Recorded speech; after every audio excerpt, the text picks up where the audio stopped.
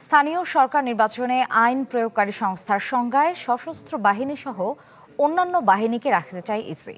এ নিয়ে প্রধান নির্বাচন কমিশনারের নেতৃত্বে অনুষ্ঠিত হচ্ছে কমিশন সভা। এছাড়া এমপিওভুক্ত শিক্ষা প্রতিষ্ঠানের শিক্ষক কর্মকর্তারা নির্বাচনে প্রার্থী হতে পারবেন না এমন বিধানও প্রস্তাব করছে কমিশন।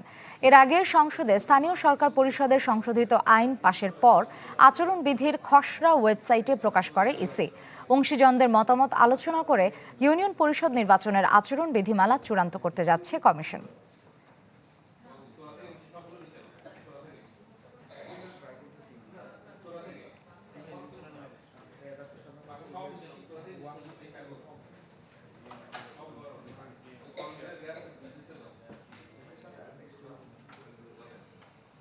রাজধানীর আগারগাঁওয়ে নির্বাচন কমিশন থেকে আমাদের সাথে যুক্ত হচ্ছেন সহকর্মী আশিকিন প্রিন্স। যাচ্ছি তার কাছে।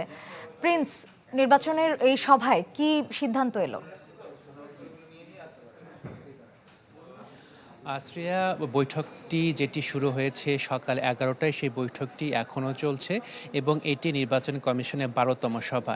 এই নির্বাচনের এই সভার যে এজেন্ডা রয়েছে সেটি দুটি বিষয় উল্লেখ রয়েছে। একটি হচ্ছে স্থানীয় সরকার নির্বাচনের যে আইনগুলো রয়েছে সেই আইনগুলো পর্যালোচনা করা এবং একই সাথে ইউনিয়ন পরিষদ নির্বাচন সংক্রান্ত যে আচরণ বিধিমালা রয়েছে সেটি চূড়ান্তকরণ। আপনাকে জানিয়ে রাখি যে ত্রয়োদশ জাতীয় সংসদ নির্বাচনের পর এখন সবার আগ্রহ স্থানীয় সরকার নির্বাচন নিয়ে। যদিও এই নির্বাচনটি কবে হবে তার দিনক্ষণ এখনও ঠিক হয়নি। অক্টোবরকে সামনে রেখে এই নির্বাচন কমিশনের পক্ষ থেকে প্রয়োজনীয় সব প্রস্তুতি সম্পন্ন করা হচ্ছে।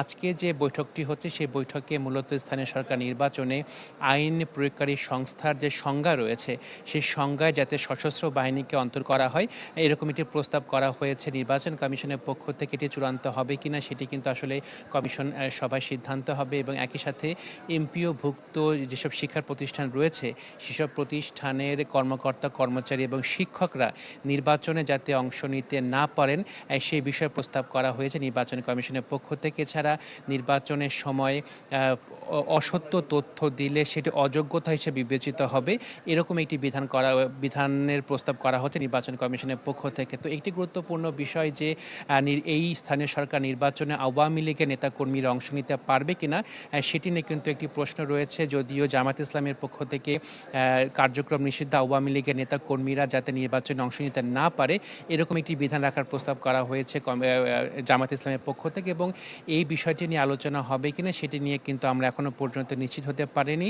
বৈঠকটি চলছে, বৈঠকের পরে কি সিদ্ধান্ত আসলে সেটি জানা মতো আমরা আপনাদের জানিয়ে দেব। শ্রেয়া, ধন্যবাদ প্রিন্স।